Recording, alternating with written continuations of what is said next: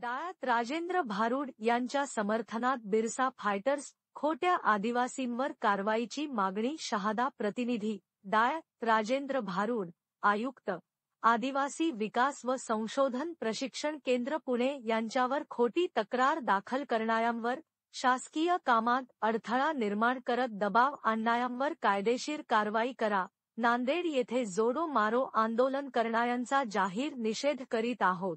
विधानसभा उपाध्यक्ष नरहरी झिरवाळ, आयुक्त डायात राजेंद्र भारुड, आमदार किरण लहामटे वलकी जाधव यांचे समर्थक करीत आहोत, अशा आशाचे निवेदन बिरसा फायटर्स नंदुरबार संघटनेकडून महाराष्ट्राचे मुख्यमंत्री एकनाथ शिंदे, उपमुख्यमंत्री देवेंद्र फडणवीस व अजित पवार यांना तहसील शहादामार्फत देण्यात आले. यावेळी बिरसा फायटर्सचे राष्ट्रीय अध्यक्ष सुशीलकुमार पावरा, राज्याध्यक्ष गोपाल भंडारी, राज्य उपाध्यक्ष गणेश खर्डे, विभागीय उपाध्यक्ष धनायुष भंडारी, जिल्हा उपाध्यक्ष कर्ण सुळे आदी कार्यकर्ते उपस्थित होते.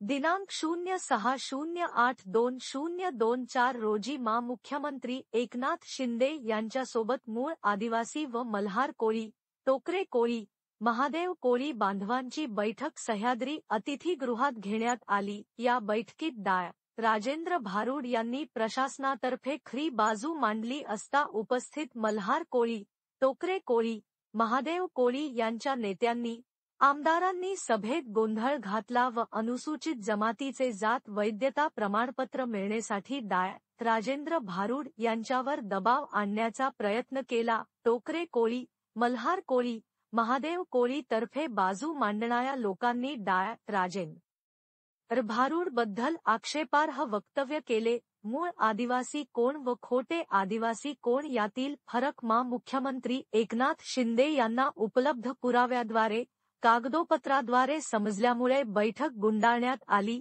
त्या बैठकीत डायात राजेंद्र भारुड व मूळ आदिवासींची बाजू मांडणाऱ्यावर हल्ला करण्याचा प्रयत्न केला गेला. या घटनेचा आम्ही बिरसा फायटर्स या आदिवासी संघटनेकडून जाहीर निषेध व्यक्त करतो. विधानसभा उपाध्यक्ष नरहरी झिरवाळ, डायात राजेंद्र भारुड, किरण लहामटे, लिभाऊ जाधव यांचे नांदेड येथे बॅनर लावून जोडे मारो आंदोलन करणाऱ्यांचाही आम्ही निषेध व्यक्त करतो. मूळ आदिवासींची बाजू मांडणाऱ्या विरोधात जोडो मारो आंदोलनामुळे मूळ आदिवासींच्या भावना दुखावल्या असून तीव्र संताप निर्माण झाला आहे. मूळ आदिवासींची बाजू मांडणारे हे एकटे नाहीत तर यांच्यासोबत संपूर्ण मूळ आदिवासी समाज आहे.